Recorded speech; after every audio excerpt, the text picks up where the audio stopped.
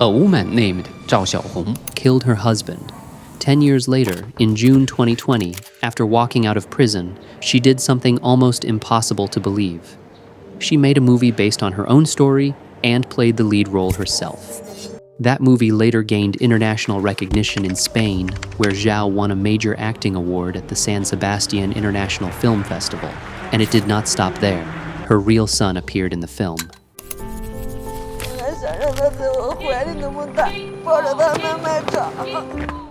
So did her real mother-in-law, the mother of the man who died. The movie was called Her Heart Beats in Its Cage. But in China, the Chinese title was even more revealing, Mother from Prison. Let's pause for a second and look at that title. It was not called The Killer Who Came Home. Not a woman convicted in her husband's death. Not a confession. It was called Mother. And that word matters. Because before the audience even knows what really happened, the story has already told them how to feel. In the movie's version, Zhao Xiaohong is portrayed as a long-suffering victim of domestic violence, a woman who killed her husband in a desperate act of resistance. But when the film was set to be released in mainland China on the 30th of May 2026, something changed. Her brave story began to draw public attention. People started digging up the original court records, and suddenly the story began to fall apart. According to the court's verdict, Zhao Xiaohong was not convicted as a victim acting in self-defense. She was convicted of stabbing her husband during a petty household dispute. One version made her look like a survivor, the other left behind a dead man. His name was Zhang Bo. Today, let's look at what really happened.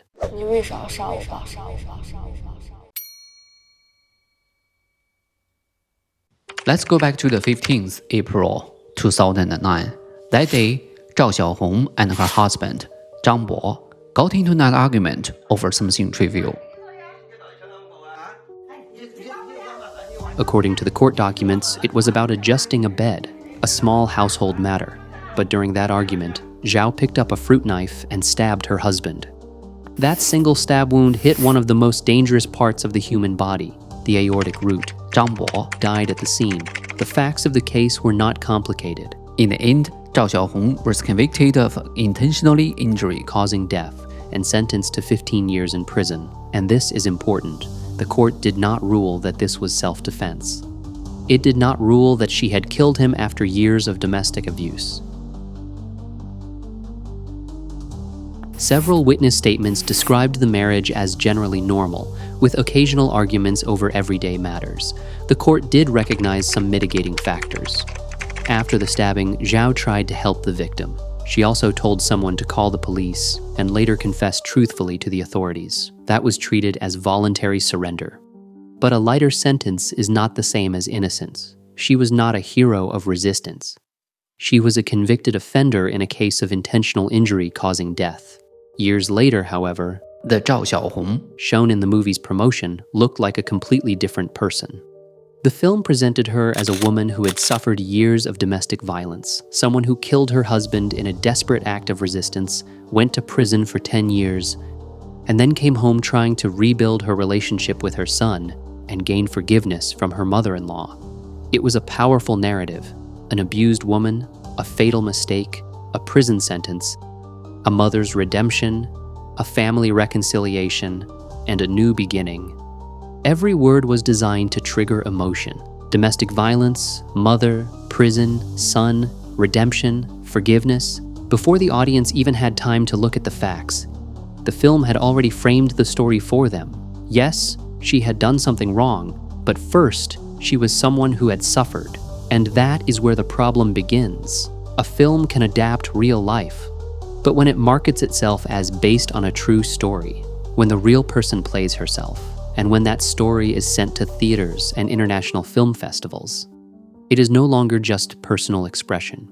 It becomes part of public memory. It tells the audience how this death should be understood.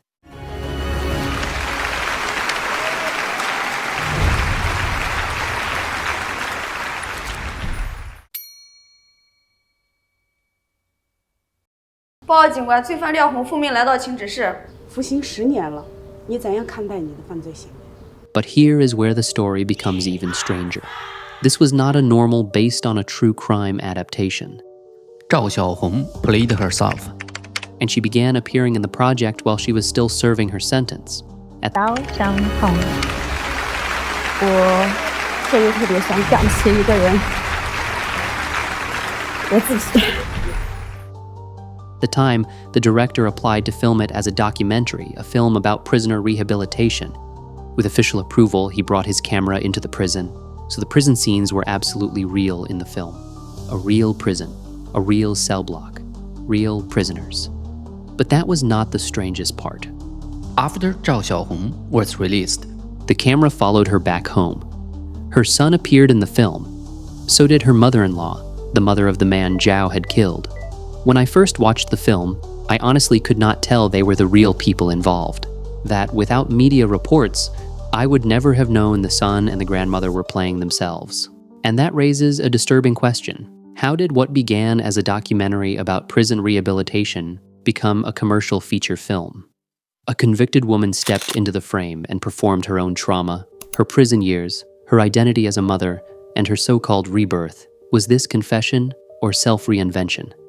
Was she facing the past or using it? And then there is her son.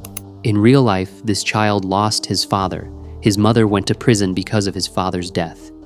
But 10 years later, he was brought into a film built around that very tragedy, a public story about a dead father, an imprisoned mother, and a broken family. Could he truly understand what this film would mean in the future? When he grows up and sees the footage, the comments, the mockery, and the controversy that will live online forever, what will he think? The film's promotion never answered that. At first, the movie had a very polished image, an International Film Festival award, warm media coverage, and support from celebrities in mainland China, including names like Yao Chen and Wang Han. But once the court documents resurfaced, public opinion flipped almost overnight. Mother's Redemption became a killer's rebranding. An anti-domestic violence film became a distortion of judicial facts. Female courage became the consumption of a dead man's suffering.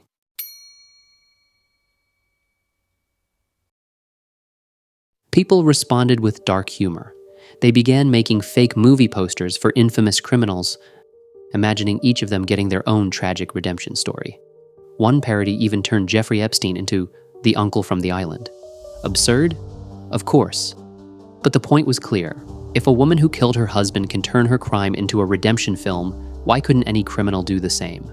And if crime can be turned into awards, attention, and a personal brand, what exactly are we rewarding?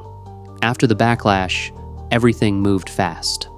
Zhao Xiaohong's social media accounts were shut down. The film was reportedly pulled from its mainland China release. Some of the people who had once supported it began deleting posts, apologizing, or simply staying silent.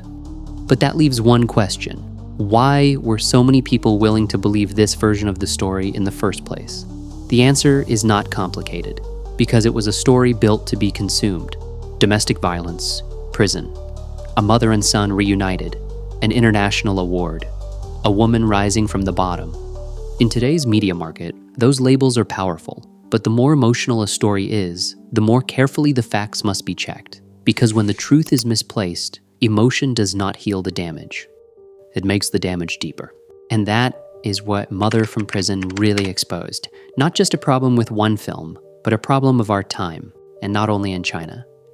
We have become very good at creating stories, but sometimes we forget to ask whether those stories are true. We love redemption, we love forgiveness, we love flowers growing out of ruins. But sometimes, beneath those ruins, there is a body, a dead man. His name was not as famous as the woman in the film. He never walked into an international film festival. He never got a chance to explain himself. All he had left were a few cold lines in a court document. He was killed. That is the story I wanted to share with you today. What do you think? Leave your thoughts in the comments. Subscribe to East Files with Richard for more true crime stories. I'll see you next time.